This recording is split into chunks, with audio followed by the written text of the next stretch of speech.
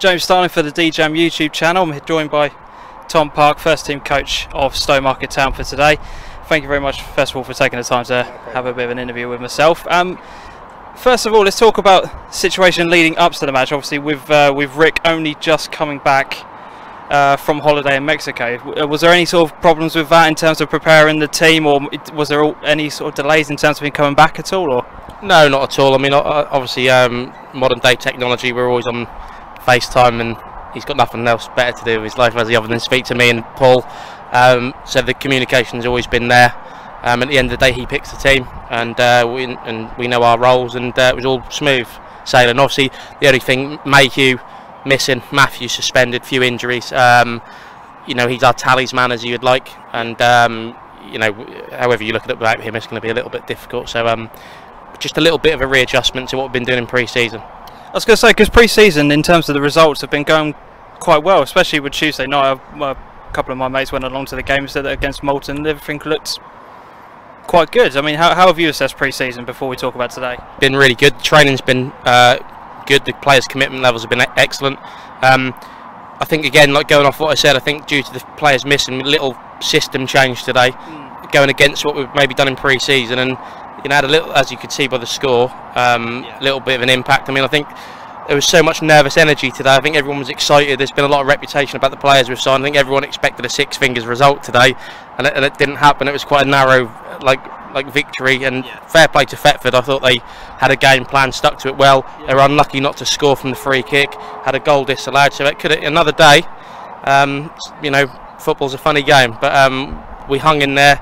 Took our chance as well, and got the win. That's mainly, no one's going to remember it. Move on. Exactly. I mean, me and Adam were talking sort of during the first half about how well they were doing in terms of pressing you guys up top, in defensive part of it, and in terms of their line, they were very high throughout most of that first half. I mean, it did look at times as if the passing around the back was quite nice, but when it came to that ball kind of going forward, it was sort of struggling a bit in that first half. Is that something you sort of agree with? Yeah, well, that's something we addressed at half time. We sort of like mentioned that we were a little bit too high too early, and obviously, as you saw with Chapman and Robbie that got their goals in their debuts, which I think they need credit for, a little bit like me, got dwarfism, but they made some really intelligent runs, but I just felt like a bit too high, so we can only really go long, and going up to them two, we're not going to win much ball.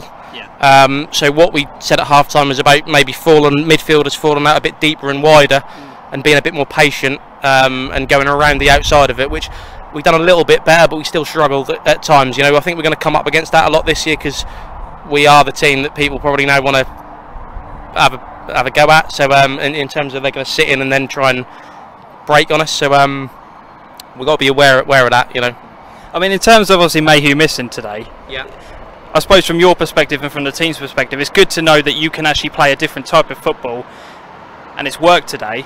You know, over the course of the whole game, it has worked without him, so you're not having to rely too much on just the one man, because that was something that was thrown. I went to a lot of clubs last year, and a lot of teams were saying that if he performs, Stowe perform, and I suppose today is kind of a bit of a message to say that, well, actually, no, we're not just a one-man team. No, I don't think you can be. So I think one of the things that Rick addressed really well, I think because of the buzz around this place, and everyone talks about the money, etc.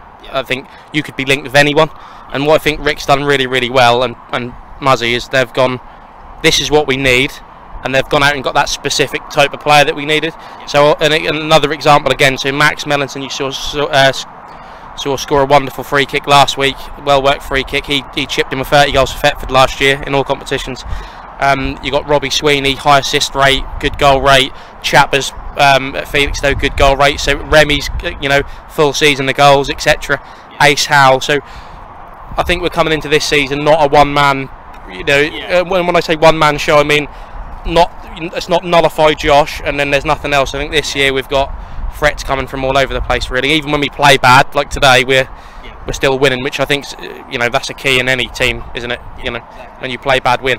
That's the thing. I suppose the main thing is that the start from last year was very slow, and obviously that is what ultimately costs going up. It was a very, you know, it was a particularly slow start last year, but to get 3 points, sure, that's the main thing, isn't it? Yeah, and I mean, I played against Rick last year at the start, because we had quite a good start last year, and but you could see they were going to be a good side.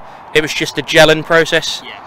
So we won 2-1, and that was a lucky 2-1, and they were a good side. So I think it was just a matter of time before they clicked. And I think there's probably a little bit of an element with this lot here. You know, we've got 5 new players, and I think that it's going to take a bit more time than what people think. Because even me, I'm expecting them to set the world on fire, but that don't quite work like that, football. And when you say we in terms of last year, just remind us who exactly were you managing last year? I was managing Wroxham last season. Yeah, it lasted all of a lovely 5 months. 5 months. Yeah. And how did they get on today? Do we know? I think they lost 5-0 to God Manchester, which is a tough place to go. That's a bad result. That's a bad result. It is, but let's put things into context here.